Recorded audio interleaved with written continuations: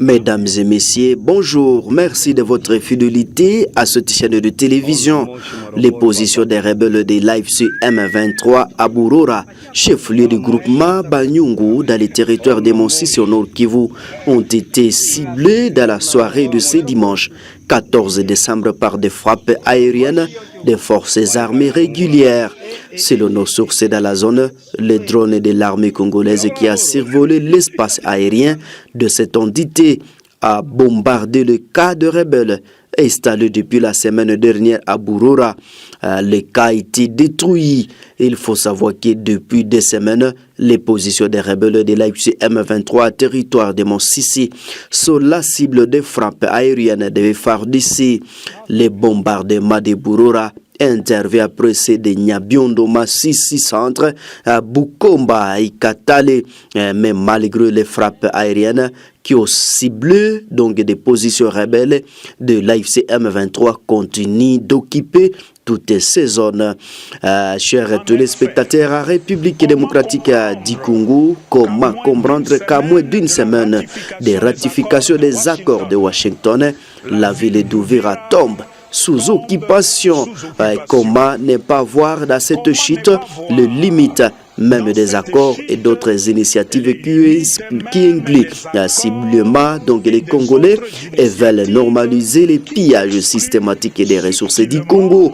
Voilà ce que le cardinal Fridolin Ambongo a dit à la clôture ce dimanche de la 15e assemblée plénière de l'association des conférences épiscopales de l'Afrique centrale ASEAC, regroupant donc les conférences épiscopales de la RDC, du Burundi et du Rwanda. Chers internautes, je vous propose de suivre donc le cardinal Fridolin Ambongo. En effet, comment comprendre qu'à moins d'une semaine de la ratification des accords de Washington, la ville d'Uvira tombe sous occupation? Comment ne pas voir dans cette chute les limites même des accords et des autres initiatives qui excluent subtilement les Congolais et veulent normaliser les pillages systématiques de ressources du Congo? Ces limites donnent justement raison à l'initiative portée par les évêques de la Cinco et les pasteurs protestants de l'ECC, l'initiative d'un pacte social pour la paix et le bien vivre ensemble en RD Congo et dans la sous-région des Grands Lacs. À l'heure actuelle, ces pactes apparaissent comme le chemin incontournable d'une paix désarmée et désarmante, d'une paix authentique et durable dans notre sous-région.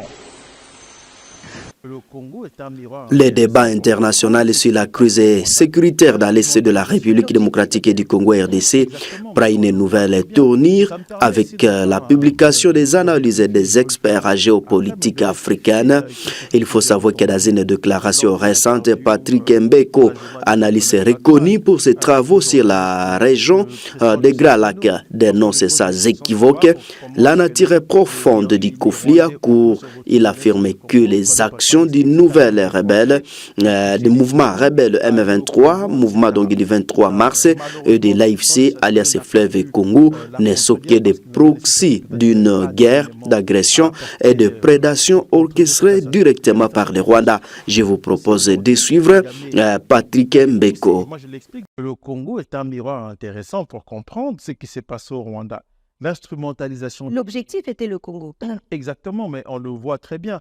Et ça me permet ici de faire de rectifier, je veux le faire après, mais de rectifier quelque chose que j'ai entendu lors d'une interview de la journaliste Colin Brackman au journaliste de Christian Lusakweno, lorsqu'on lui pose la question de savoir comment est-ce que les Rwandais Hutus se retrouvent à l'est du Congo. Colin Brackman explique que c'est à cause des Français qui ont poussé les Hutus à aller au Congo, etc. Malheureusement, Christian Lusakweno n'a pas pu la contredire parce qu'il avait nécessaire. Peut-être qu'il n'avait pas des éléments à apporter pour contredire cette assertion. C'est une assertion qui est fausse. On sait aujourd'hui que Kagame avait poussé, et moi je l'explique dans mon premier livre, et même dans Stratégie du chaos, comment Kagame a poussé les soldats, les Rwandais ou tous les militaires, les miliciens, les populations civiles vers l'est du Congo. Ça a été fait sciemment. Et cela d'ailleurs a été décrié par le patron de l'opération turquoise à l'époque, le général Jean-Claude Lafourcade. Donc, ce qu'a dit Colette Braeckman est faux. Kagame les avait poussés là-bas. Et lorsque le Zaïre, c'est très important ce détail, le Zaïre de Mobutu a demandé à ce que ces réfugiés soient rapatriés au Rwanda, Kagame a refusé.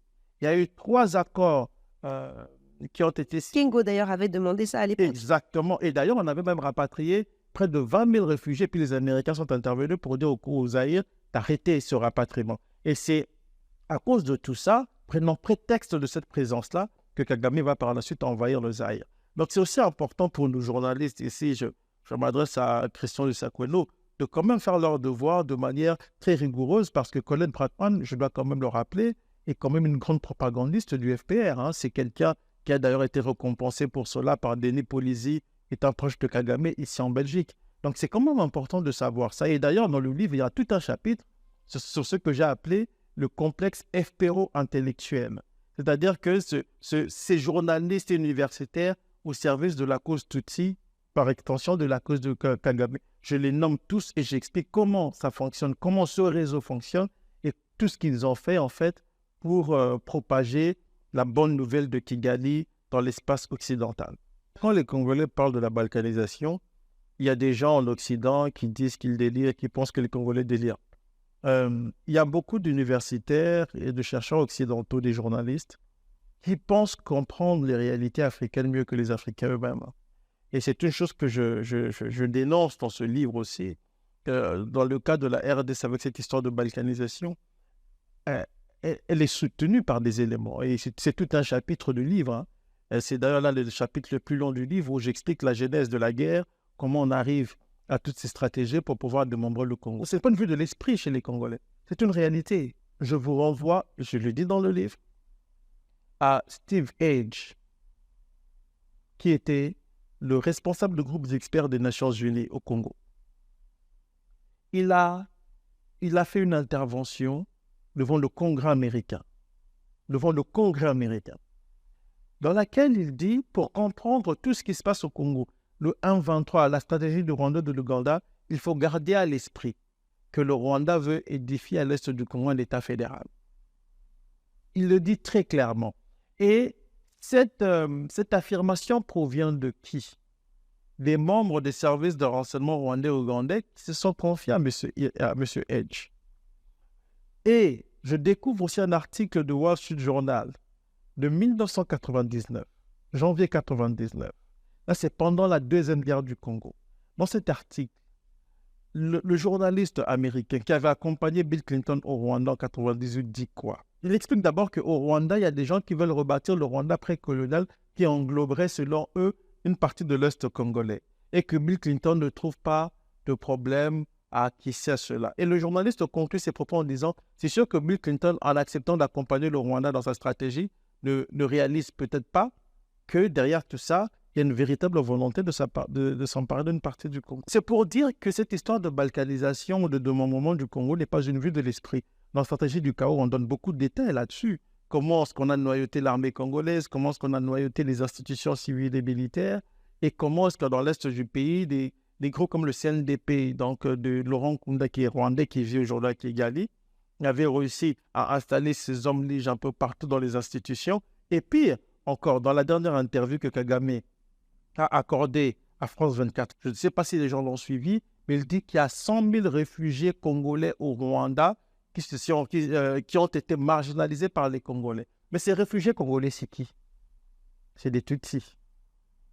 Soi-disant Tutsis congolais. Ça veut dire que dans la stratégie de Kigali, ces gens doivent tôt ou tard revenir chez eux, au Congo. Et Kagame dit qu'il est prêt à faire la guerre pour ces gens-là. Mais s'ils sont des Congolais, que vient faire Kigali dans une affaire qui concerne les Congolais, congolo-congolaises? Que vient faire le Rwanda dans une affaire qui est censée être une affaire interne aux Congolais, à la RDC? Pourquoi le 1-23 qui prétend être un mouvement congolais se bat-il pour remettre en question les frontières héritées de la colonisation pour le compte d'un pays étranger, en l'occurrence le Rwanda? Tout ça ne tient pas. Mais lorsqu'on explique ça, il y a des chercheurs qui ne comprennent rien aux problèmes des Afriques, qui s'improvisent spécialistes de l'Afrique, qui viennent vous expliquer que les Congolais développent des théories de complot. Les Congolais comprennent mieux ce qui leur arrive que ceux qui prétendent connaître leurs problèmes.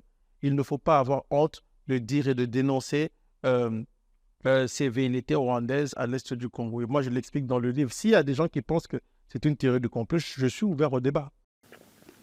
Chers à tous les spectateurs, nous mettons un point final sur ces actualités de ce lundi 15 décembre 2025 d'avant-midi. Si c'est la première fois de nous suivre, n'hésitez pas de vous abonner, aimer et partager la publication. Au revoir.